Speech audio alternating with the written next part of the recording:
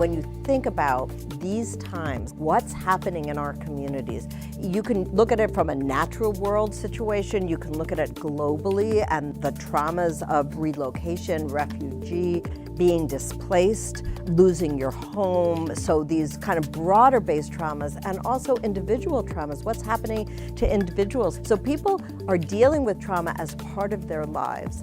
They often bring them to their therapy, but even in therapy have a hard time getting to talk about them.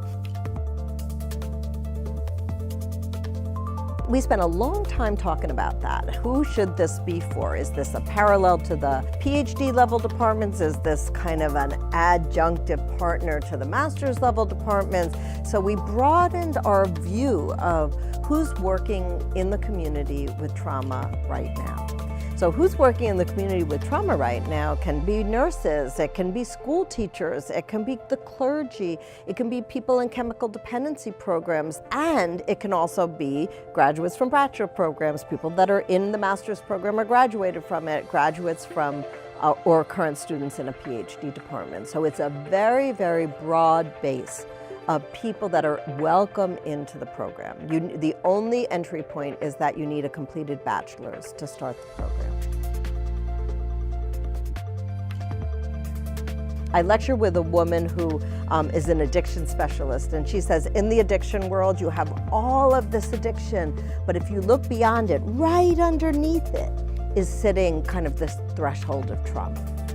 So our feeling is, let's go there. Let's think about it, let's talk about it, let's study about it, let's learn about it in community, because like our other programs, there is a community feel to these classrooms.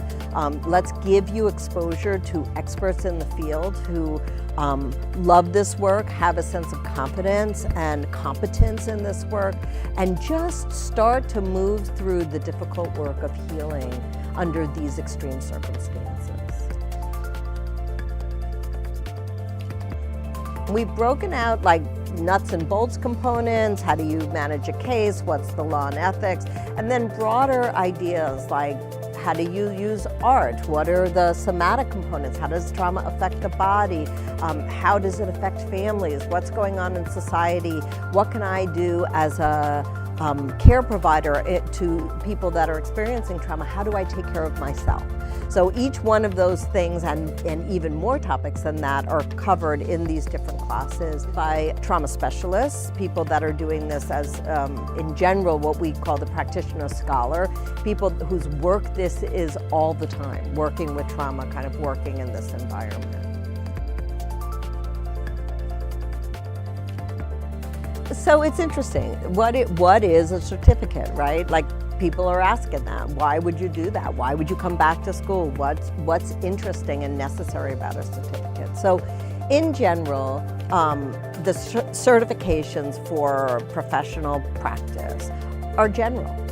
And when you go out into the field, there are these moments where there's a hunger for specificity. There is something going on here.